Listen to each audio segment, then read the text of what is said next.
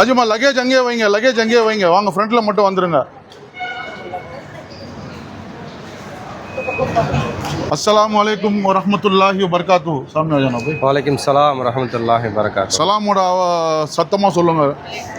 வலைக்கும் சலாம் வரஹ்மத்துல்லாஹி வபரகாத்துஹு. மாஷா அல்லாஹ், அல்ஹம்துலில்லாஹ். இப்போ நம்ம போகிறது நோக்கம் பார்த்தீங்கன்னா உம்ரா செய்ய போகிறோம். ஒரு நபியோட சுன்னத்து அமல் நம்ம பண்ண போகிறோம். நம்ம கூட பார்த்தீங்கன்னா மௌலானா வருவார், தமிழ்சொல்லா மௌலானா. இவர் தான் உங்களோட அமீராக இருப்பார். ஏன்னா அமீரோட வார்த்தைன்றது அல்லாவோட கட்டுப்பட்ட வார்த்தை மாதிரி இவருக்கு தான் நீங்கள் ஃபாலோ பண்ணோம். அங்கே போய் ஜித்தாவில் இறங்குன வரைக்கும் அங்கேருந்து நம்ம ஸ்டாஃப் அங்கே இருப்பாங்க. நம்மள எல்லாருமே சேர்ந்து ஒரு டீமாக ஜமாத்தாக போவோம். ஏன்னா நீங்கள் இப்போ இந்த சஃபர் போகிறது பார்த்தீங்கன்னா ஒரு இபாதத்தோ பார்த்தீங்கன்னா 1 லட்சம் நன்மையான ஒரு இபாதத்.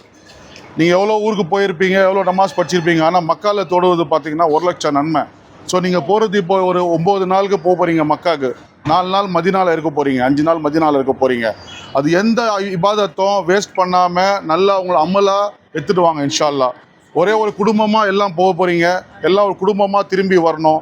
அதுக்காக நானும் துவா செய்கிறேன், நீங்களும் துவா செய்யுங்க. அல்லாஹ் தஆலா குர்ஆனில் என்ன சொல்கிறான், ஒரு அதீமுல் ஹஜ் வல் உம்ரத்தில் இல்லா. ஹஜ் और உம்ரா என்றது வெறும் அல்லாஹ்காக மட்டும் தான் நாங்கள் செய்ய போகிறோம். வேறு எந்த ஒரு நோக்கம் இருக்கக்கூடாது. நீங்கள் ஷாப்பிங் போகிறதோ இல்லை வேறு ஏதாவது துணிமணி வாங்குறதுக்கோ எதுவுமே இருக்கக்கூடாது.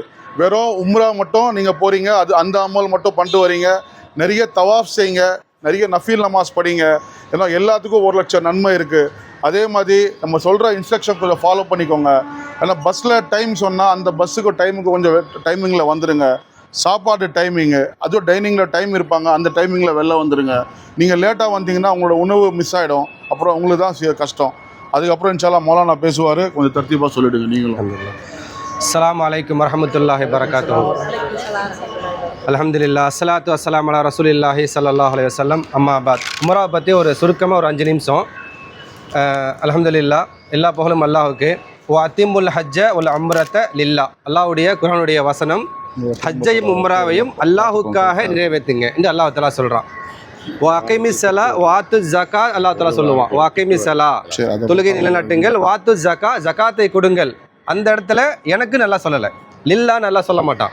ஆனால் இந்த விஷயத்தில் அல்லாஹ் தஆலா சொல்லக்கூடிய விஷயம் லில்லா, எனக்கு செய்யுங்கன்னு அல்லாஹ் தஆலா சொல்கிறான். ஏன், என்ன காரணம்? ஒரே ஒரு காரணம் தான். ஹஜ்ஜும் உம்ராவும் பொருளாதாரம் அடங்கியிருக்கு. யாரிடம் பொருளாதாரம் இருக்கோ அவங்க தானே செய்வாங்க, ஹஜ் உம்ராக்கு வர முடியும். அப்படி யாரிடம் பொருளாதாரம் வருதோ அவங்க மனசில் சின்ன ஒரு பெருமை வந்துடும்.